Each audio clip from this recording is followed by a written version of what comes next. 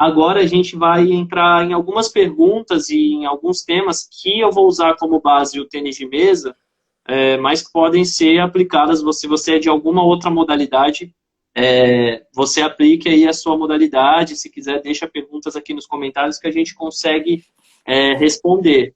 E se você tiver a oportunidade aí, principalmente o pessoal do tênis de mesa que está assistindo aqui a live, de mandar aí para pessoas que possam se interessar essas questões. Ah, não jogo bem em campeonato, o que eu faço? Jogo bem no treino, não jogo. Ah, enfim, todas essas questões a gente vai tentar debater um pouquinho aqui, agora falando especificamente do tênis de mesa, né? Então, Bruna, a gente sabe, né, que o tênis de mesa é reconhecido como uma das modalidades que mais trabalham o cognitivo, né, o fato de você ter que pensar, raciocinar, todas as capacidades cognitivas que a gente tem. Existe um estudo, eu nunca li o estudo original, mas é uma informação que se divulga bastante, que o tênis de mesa é a segundo esporte ou segunda modalidade que mais utiliza a parte cognitiva no mundo, né? Que só perderia para o xadrez, que é um jogo exclusivamente cognitivo. E eu até acredito que essa informação seja verdadeira. E aí eu queria que você explicasse de maneira geral, primeiro, para depois a gente partir para o específico, de que maneiras a psicologia do esporte ela pode atuar na melhora do desempenho dos mesatenistas. E aí eu quero destacar também, assim, como a gente faz lá no CT, no trabalho, existe uma coisa que é o suporte psicológico para necessidades ou problemas, ou desafios que não dizem respeito ao próprio jogo, né? Então, um atendimento, um suporte de um profissional da psicologia, ele é importante para todas as pessoas, inclusive para o atleta, né? Que a gente chama de psicologia clínica lá no CT. Então, os atletas são atendidos dessa maneira também, se eles estão passando por alguma dificuldade, ou simplesmente se não, é um acompanhamento mesmo para ver como estão as coisas. Esse é um suporte psicológico que eu acredito que todas as pessoas deveriam ter, atletas ou não. Mas a gente quer conversar aqui, do jeito que a gente, como é o trabalho lá no comitê, da psicologia do esporte atuando para a melhora do desempenho, né? É nisso que a gente está preocupado. Então a gente sabe que há uma questão que não seja do esporte, estou mal na escola, ou briguei com a namorada, ou qualquer coisa, pode afetar meu desempenho.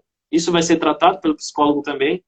Mas o mais importante que a gente considera e queria abordar aqui é sobre a preparação mental e psicológica visando o desempenho, que eu acho que é algo pouco trabalhado ainda no esporte e no tênis de mesa, que é a modalidade que eu conheço mais. Então, queria que você falasse um pouquinho sobre como a psicologia pode melhorar ajudar a melhorar o desempenho de mesatenistas, no caso. Uhum. Quando a gente pensa, né, lá no começo que eu comentei o quanto a minha vivência como atleta influenciou no meu papel como psicóloga, eu disse das habilidades, né? Então, vou explorar um pouco mais o que seriam as habilidades, né? Dentro do trabalho da psicologia do esporte, a gente tem o treinamento das habilidades psicológicas e tem esse acompanhamento psicológico, que aí é o que você falou que às vezes se estende para outras variáveis ali da vida desse atleta. Mas quando você entende treinamento das habilidades psicológicas, você percebe que você pode melhorar, otimizar essa capacidade de um atleta. Então, por exemplo, um atleta do tênis de mesa, ele às vezes ele perde muito tempo preocupado com as emoções, os sentimentos que estão vindo na cabeça dele. E aí um dos trabalhos é ele perceber que nesse momento que ele está irritado porque ele errou a bola ou porque a bola bateu na fita ou outra coisa do tipo, ele está perdendo tempo, por exemplo, de pensar no jogo, né? Então, um trabalho do psicólogo seria propor essa mudança de pensamento. E aí fazer com que ele comece a refletir melhor sobre o jogo e o quanto ele jogar raquete ou qualquer outra coisa, na verdade, é uma perda de tempo, né? Ele poderia estar melhorando ali a qualidade do jogo dele. Então, esse é um aspecto, né? Isso tem a ver com o controle do estresse também, porque na hora que você muda o pensamento, é como se você transformasse aquele atleta em pensamentos automáticos. Então, ele muda o pensamento e volta para o jogo. Colocar rotina, extremamente importante também para um atleta do tênis de mesa, que é justamente isso, não está dando certo, o jogo não está encaixando, não estou sentindo confiança, eu preciso parar, eu preciso refletir e voltar para o jogo. Então, eu sei que no tênis de mesa paralímpico tem a mudança de 6 em 6 pontos, né? Que você pode dar uma parada. Então, a gente trabalha muito com os atletas a fazerem isso no treino e fazer na competição. Você conseguir dar essa parada para dar uma respirada e voltar para o jogo. Então, assim, são alguns dos exemplos, mas se a gente for pegar todas as possibilidades ali de você melhorar um jogo, como a concentração que eu já falei, de ficar ali mais focado, de ter resiliência, porque às vezes você perde um, perde dois sets, mas aí você precisa voltar e aí você vai entender o que precisa ser feito para você voltar. Então, são habilidades a serem trabalhadas e desenvolvidas individualmente. Legal, Bruna. Eu queria destacar, a Aline está falando isso, ajuda muito mesmo. Queria destacar para, já vi alguns aqui do tênis de mesa, né? E se você não é do tênis de mesa, se é de algum outro atleta, eu acho que as coisas que a Bruna falou se aplicam a basicamente todas as modalidades. Com relação a emoções, sentimentos e estratégias de jogo, né? Isso é algo, cara, com certeza se você está assistindo aí, se joga ou se é professor, você já viu isso acontecer. A pessoa errar uma bola e ficar brava e aí já na sequência já perde outro ponto porque não conseguiu mais pensar no ponto e aí já perdeu o jogo, acabou. Acabou. Como a Bruna falou, no tênis de mesa a gente tem que sustentar a concentração durante um tempo um pouco maior do que não maior do que no tênis, porque o jogo dura mais, mas é muito importante que você esteja todo o tempo concentrado, porque o set vai até 11 pontos apenas, né? Antigamente, na antiga regra, não sei se aqui alguém jogou na antiga regra, que era até 21, era muito mais difícil você ver resultados atípicos, você vê zebra, porque o set durava mais, dava mais tempo do atleta mais forte, se teve alguma desconcentração, voltar. Hoje, com set de 11, inclusive foi por isso que a federação fez, para que o jogo se tornasse mais disputado. Então, cada vez que você está jogando uma partida, você perde, né, isso que a Bruna quis dizer, você perde tempo pensando numa emoção, num sentimento, e não precisa ser o sentimento e a emoção não precisa ser negativa, prestem atenção. Muitas vezes você está jogando um jogo, tá, sei lá, 2-0 para você está ganhando fácil, está jogando muito bem e pensa, poxa, tô ganhando, tô jogando bem, vou para a final, vou ser campeão. Ali você já perdeu, né? Então, não são só emoções e sentimentos que são negativos, mas também positivos. Quantos jogos a gente está jogando muito bem, está ganhando, se perde no pensamento e acaba tomando uma virada.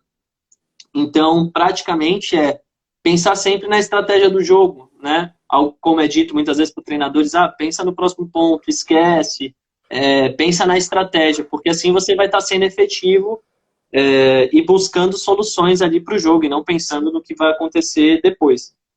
E sobre a rotina também, né, que a Bruna até destacou, que é feita no treino. Então, algo que mesmo antes de eu conhecer a psicologia do esporte, quando eu era atleta, eu lembro que alguns treinadores falavam muito sobre isso, sobre você, cara, né, isso é do tênis de mesa olímpico e paralímpico, você poder ir na toalha em 6 pontos. Porque é um tempo que você pode parar, pensar, quebrar o jogo, pensar um pouco sobre a sua estratégia.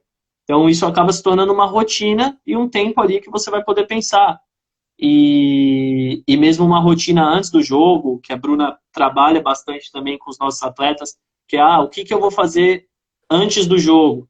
Né? Como eu vou me concentrar? Tem atleta que gosta de ouvir música, tem atleta que não gosta. Então, seguir um ritual é muito importante. Eu lembro que, para mim, funcionava muito. Os melhores jogos que eu conseguia desempenhar, nem sempre ganhar, mas desempenhar, era quando eu ficava ali no meu canto, pensando em tudo que eu ia fazer, visualizando os movimentos e me motivando e querendo ganhar, e eu conseguia entrar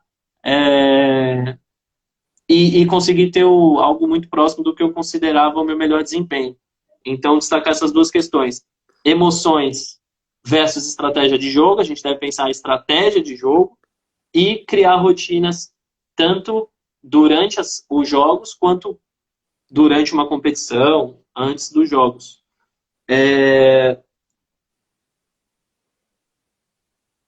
Então, trazendo para uma maneira, de maneira mais específica aqui, Bruno, agora, eu queria que a gente falasse, a gente já falou aqui que, aliás, a gente não falou, não destacou dessa maneira, mas como a gente trabalha lá no CT, da mesma maneira que os atletas têm o treinamento físico, o treinamento técnico, a gente recomenda, instrui e dá ferramenta.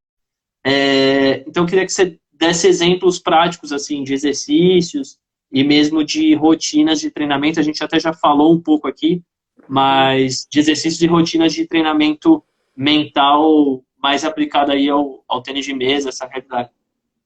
Tá. Não, legal. Eu acho que quando a gente fala de ter rotina, é importante que essa rotina ela não aconteça só durante o jogo, né? Como você falou, que te ajudava muito antes do jogo.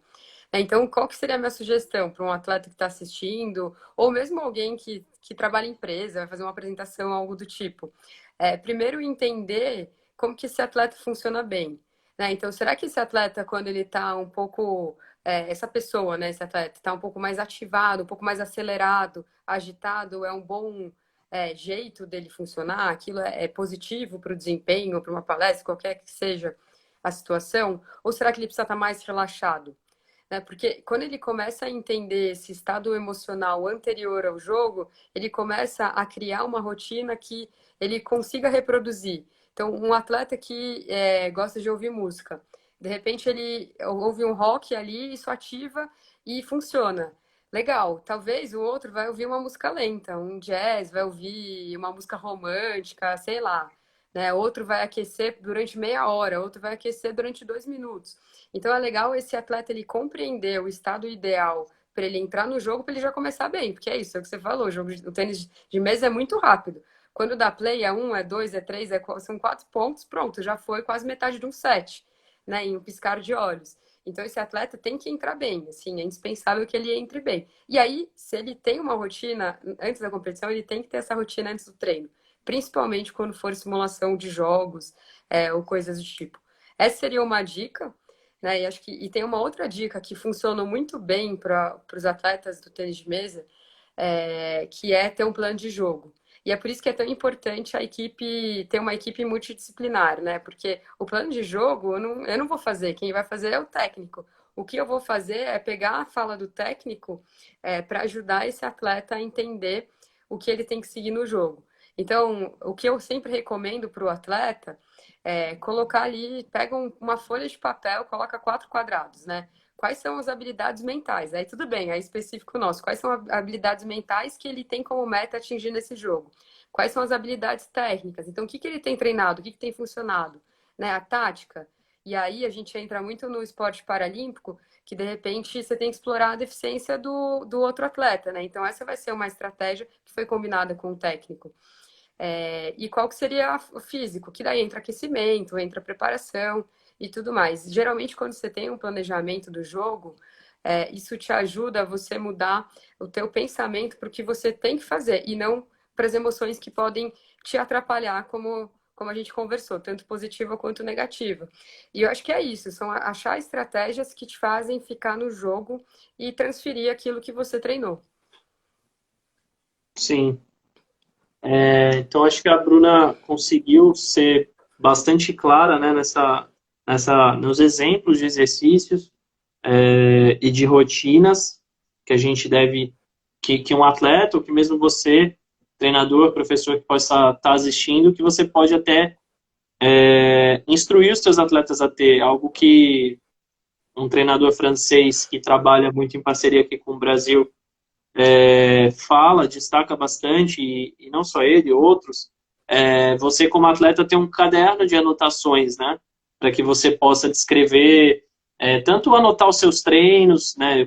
Funcionando como um diário de treino, mas mesmo até as coisas que você estava sentindo. Então, por exemplo, você foi para uma competição, jogou muito bem, e ter ali registrado o que você fez, como foi seu aquecimento, como você estava se sentindo, pode te ajudar a criar essa rotina, né? Você fala, pô, esse campeonato eu joguei bem, eu fiz isso. Esse campeonato eu fiz bem, eu joguei bem, eu fiz isso. Então pode ser que seja a sua maneira do seu organismo trabalhar, ou da sua mente trabalhar muito bem, né? Então eu acho que, né, dentre os pontos que a Bruna falou também, né, de colocar ali um quadrado e tentar colocar as habilidades mentais, eu acho que também você ter um caderno onde você registre tanto os seus treinos quanto aquilo que você está sentindo, o que você fez naquele dia, são muito importantes para que você ajude a construir essa rotina.